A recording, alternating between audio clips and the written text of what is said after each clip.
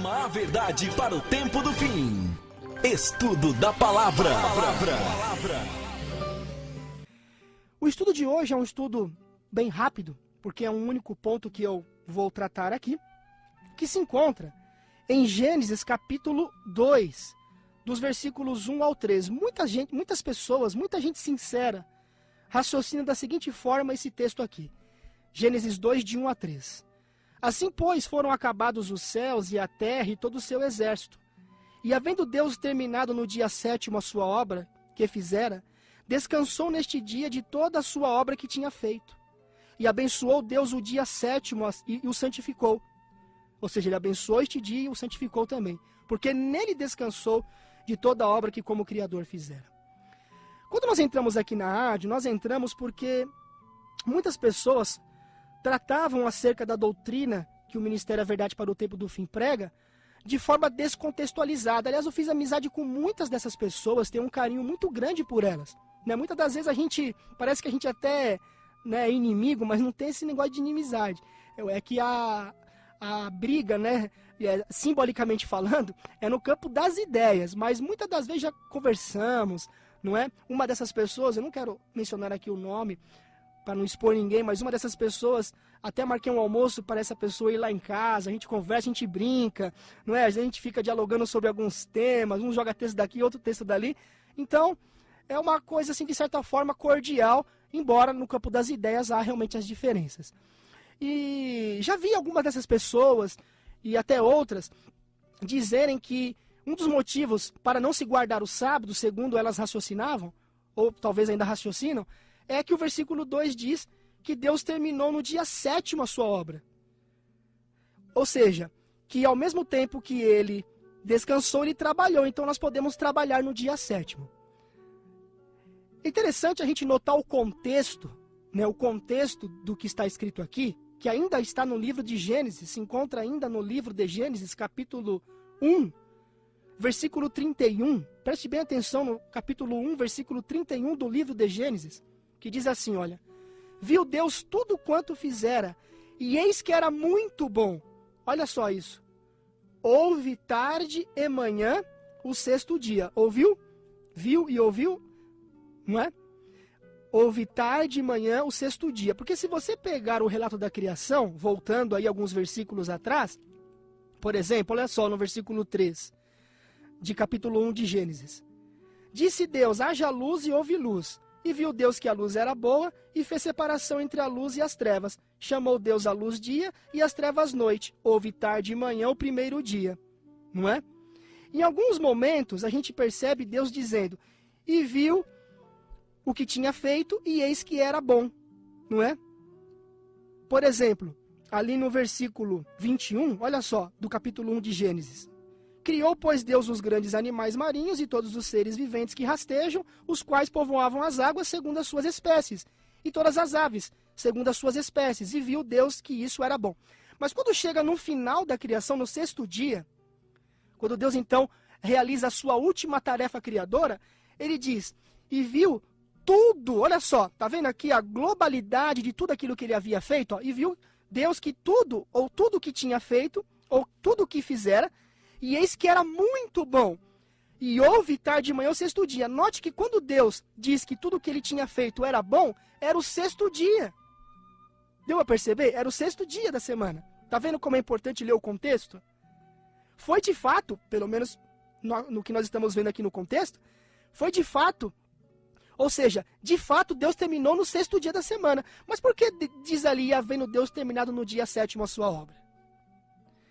Uma das respostas para isso se encontra, abra sua Bíblia por favor, ou anote o texto, o capítulo e o versículo, e depois leia com atenção ali, na sua casa, no seu trabalho, no seu momento de meditação pessoal. Evangelho de Lucas, Evangelho de Lucas, capítulo 23, versículos 54 a 56. Preste atenção, muito interessante isso aqui, aqui está a resposta. Lucas 23, versículos 54 a 56. Era o dia da preparação e começava o sábado. As mulheres que tinham vindo da Galiléia com Jesus, seguindo, viram o túmulo e como o corpo fora ali depositado. Então se retiraram para preparar aromas e bálsamos. E no sábado descansaram segundo o quê? Segundo o mandamento.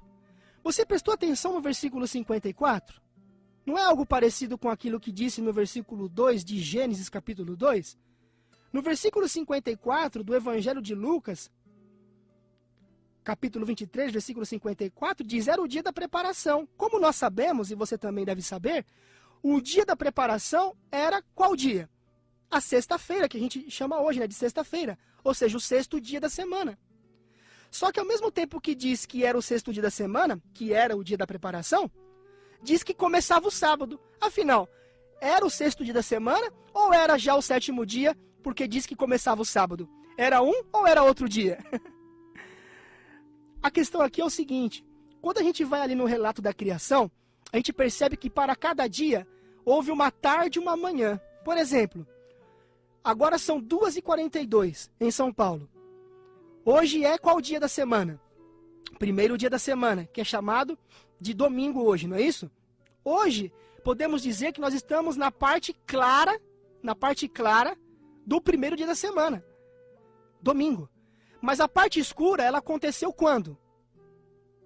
Aconteceu ontem, digamos assim, né? A gente chama de ontem, não é? A parte escura. Percebe?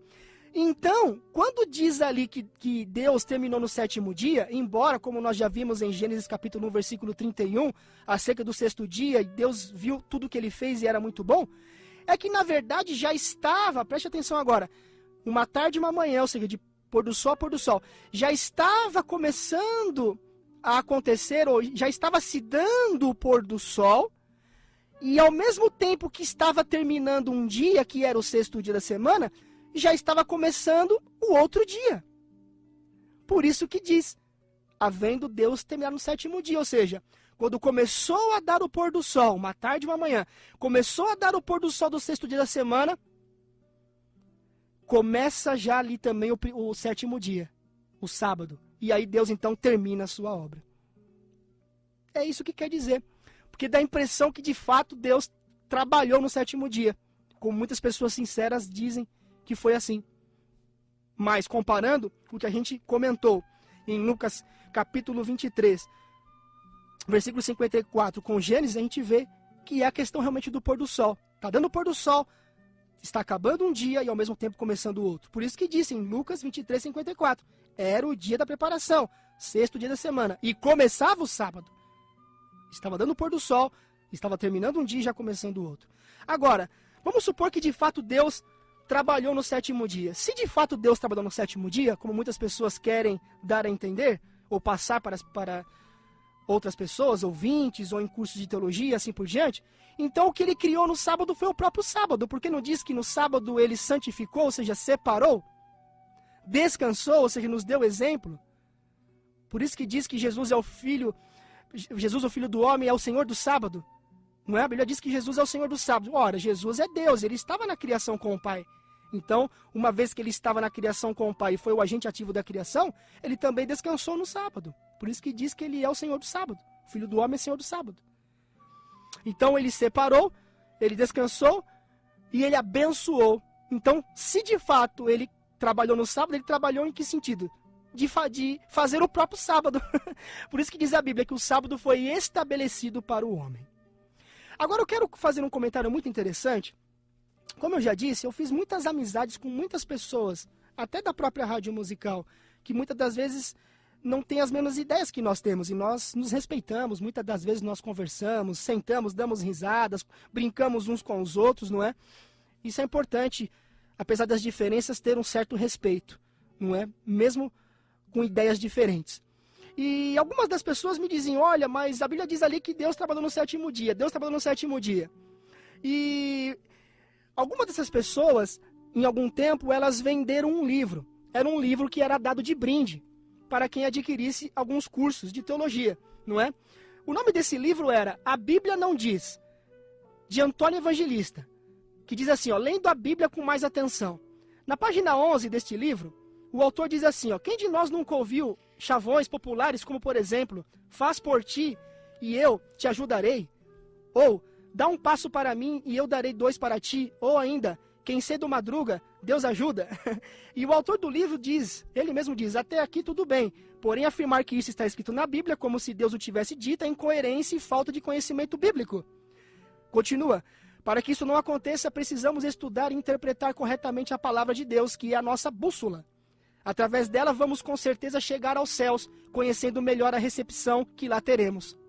Todos sabemos, diz ele ainda no livro, que a Bíblia é a palavra de Deus, inspirada e escrita para os homens. E aí ele termina dizendo, mas para que tenhamos uma perfeita interpretação e bom aproveitamento da santa palavra de Deus, não podemos interpretá-la de forma tendenciosa, maliciosa ou mesmo pessoal.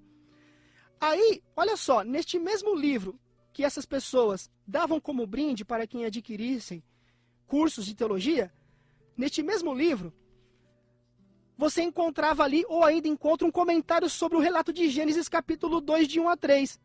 Preste atenção no que eu vou ler, acerca do que diz o livro. Pergunta, Deus trabalhou no sábado? Aliás, é o primeiro tema do livro. Aí o autor do livro responde, olha, um dos grandes dilemas, teologicamente falando, de todos os tempos, é se Deus trabalhou ou não no sétimo dia. E justamente por falta de uma interpretação correta, diz o autor do livro, muitos erros foram criados. Aí ele continua, a partir deste ponto as divergências se instalam e muitos dizem, sim, Deus trabalhou no sábado, outros dizem, não, Deus não trabalhou, outros ficam em cima do muro da indecisão, mais perdidos do que seguem em meio ao tiroteio. E aí o autor continua dizendo, vamos ver o que a Bíblia, na tradução portuguesa, diz. E aí ele cita o texto de Gênesis 2, versículo 2. E havendo Deus acabado no dia 7º a sua obra. Aí ele comenta, francamente falando, entendo que qualquer pessoa que tenha uma pequena noção de hermenêutica não irá titubear em dizer que Deus trabalhou no sábado. E aí ele diz, não é? Citando o texto de Gênesis novamente. Ele concluiu a obra no sétimo dia e no mesmo dia também descansou. Esse é o raciocínio de muitos teólogos, inclusive. O autor do livro ainda continua dizendo o seguinte, é o que o texto deixa transparecer, mas tudo isso não passa de um erro de tradução. Note agora, pois, consultando os originais hebraicos, se percebe que o texto não deixa dúvida da conclusão de toda a obra feita por Deus no sexto dia. E aí ele diz, uma fiel tradução dos originais diz o seguinte, e, vírgula, acabando Deus toda a sua obra, vírgula, no sétimo dia descansou. E eu vou ser honesto porque muitas pessoas, espero que elas não ajam com desonestidade, mas muitas pessoas às vezes citam as coisas por parte. Eu vou ser honesto e não vou citar só parte deste livro. Eu vou citar o que ele disse no final. Eu vou ser honesto e vou fazer isso. Isso é honestidade. Ele diz assim, ó, porém hoje sabemos que Jesus é o nosso sábado. Logo não temos que guardar o sábado como pretexto de adoração ou santificação. Temos que fazer isso todos os dias da semana. Ele dá aqui a opinião dele. Eu já expliquei, inclusive, isso aqui, né? Dessa questão de adorar a Deus no sábado ou não, a questão de todos os dias da semana. Já explicamos isso, não explicamos?